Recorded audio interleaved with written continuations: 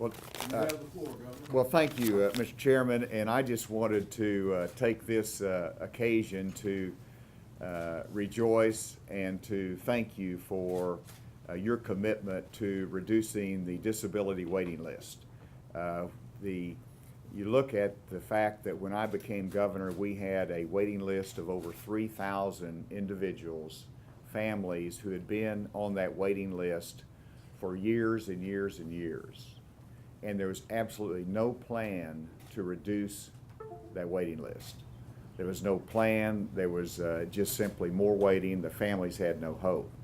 And of course, I challenged Cindy Gillespie, the director of DHS, and I also challenged Melissa Stone, who's doing a terrific job as director, to what can we do about this? And then, if you remember, I think it was a year ago, or thereabouts, I came in here to this commission meeting and I asked you to support devoting part of the tobacco settlement proceeds to reducing the waiting list.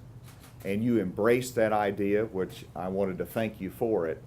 And we devoted $8.5 million of tobacco settlement money that would go to reducing the waiting list. But that allowed us to leverage that money with federal proceeds, which was $20 million. That combined allowed us to reduce that waiting list by 500 individuals. Now, that is a great success story. And I'm very proud of the commission for your support of this. This is an ongoing effort. And of course, you can't stop with just simply the 500 families. And I think 201 of those have already been provided the home services that are needed.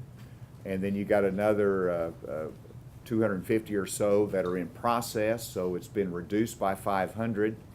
And this means so much to the families involved because they had limited amount of services that were provided. This gives them more options, it gives them more support, it gives them a different lifestyle, and it gives the individual on that waiting list an opportunity to have a life to develop to their full potential. And I think that's really the message here, that we all have potential, and we ought to have the opportunity to develop that potential. And what you've done is made a difference in the lives of so many different families. I know the question is, well, what about the future? And the fact that we do have a commitment to use one half of the insurance proceeds from the provider-led model, so there is the potential for additional funding stream that we've set up to address the remainder on the waiting list. Let me emphasize that my goal today is to eliminate that waiting list. And if we can do that, then we've accomplished something that is very good for these families and for our state and for individuals. And you all started that process. So I wanted to thank you for your support. And I just had the incredible privilege of meeting Wade and Wendy Reeves, who was one family with their daughter Reagan. And they were on the waiting list, I understand, for 8 years. And I just met Reagan, and what a beautiful person that she is, and what a difference this made in that family. And so I wanted to ask Wendy and Reagan if they would come and just say what this has meant to them. And so please give Wendy and Reagan a round of applause.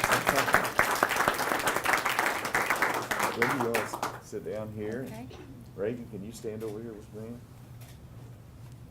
I just want to say thank you so much to the commission for releasing this money and to Governor Hutchinson, because it has made a world of difference in our home.